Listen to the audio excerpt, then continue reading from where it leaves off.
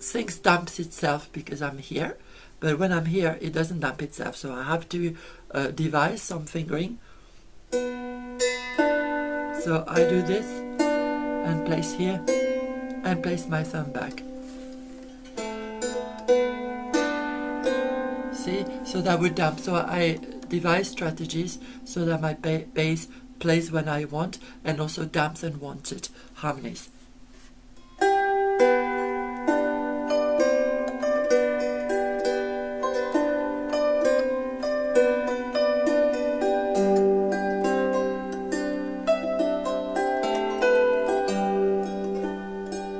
And I could, because this hand is free now, it doesn't play the strong notes, it could add lovely ornaments.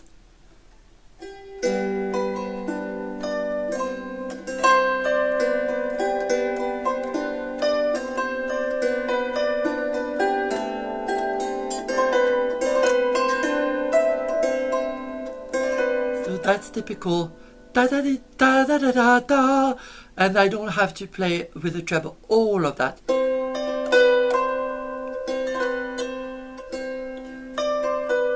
I only play this.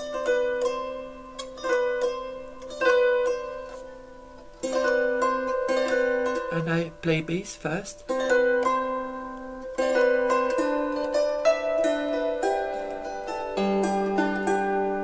Now I could add more.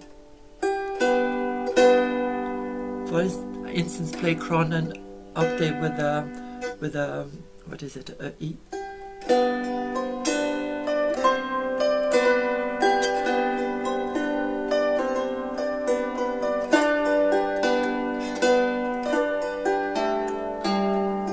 I could do this, yeah. Like a D and octave, and same here.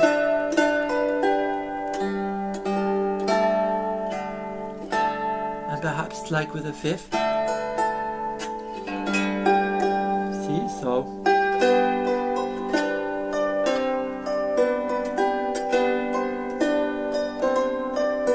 The D, Cronan and octave.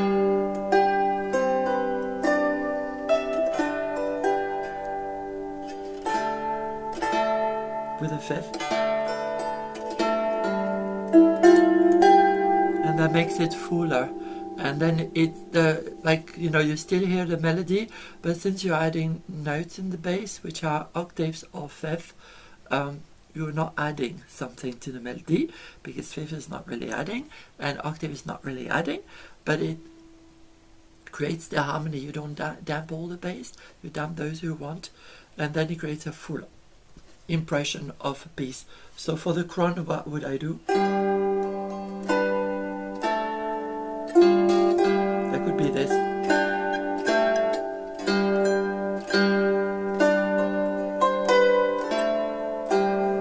Or this, or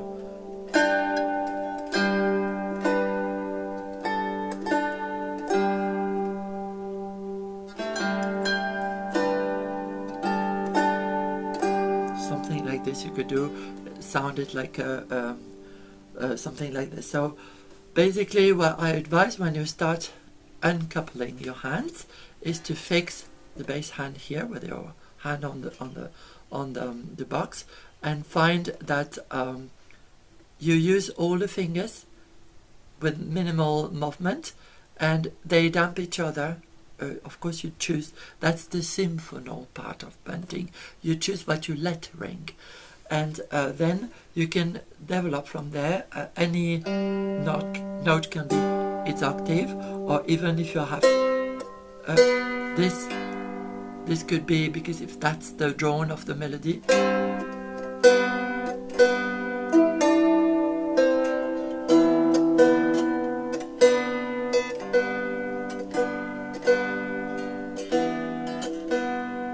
you have all manners of combination that you can find, but I feel that my hand does not need to travel so much as if I was doing an elaborate bass. It just sticks there with firm contact on the box and just slides if it needs to.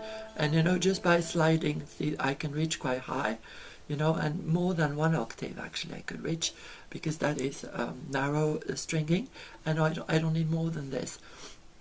And that is your proprioception, that is to say, you always know where you are on your harp, and it's a good idea to leave one finger on the strings so that you can actually know where you are. So, because slowly and slowly you are going to be able to play this without looking, which is good. I don't think you should be obsessed by this. Don't be sorry you're not blind. I mean, I don't feel guilty because I color my string, or if because I'm looking. Yes, they didn't do it, but they were blind. And those who were not blind and were not doing it, it's their problem. We don't know what they were doing exactly because we were not there. So, like, essentializing this is often used as a tool to shame each other. You play the way you want. If you look, you look. If you're like this, you're like this. But what practicality would have me have my hand in there. So these are my advice to arrange. I try to find a very relaxed position on my harp as well. So that might mean that I need perhaps my harp a bit lower. It's up to you, really. I would not advise this because this is what happens, and all your tendons for the fingers, they go through here. You want to keep this as straight as possible and avoid that. So basically in classical harping they would do that sort of things to have this angle. We are relaxed on the instrument, but if the instrument is low enough, then this is normal angle, you see.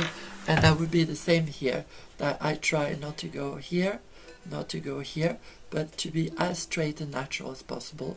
Also because when I strike, I need the clarity of this strike here, with a clear velocity of the fingers. So with these principles, simple ones and positional ones, you can arrange any melody quickly into some sort of music. And it looks like it's limited. It's not limited. You can add things, you can add gracing, you can add ornaments, you can damp everything, make a staccato style. You can make of a small melody a piece of art by just finding endless variations, which are always obeying the same principles. So strong at the bass and passages and ornaments are on the treble, and this makes any harp ring beautifully. There you are. I hope that was useful.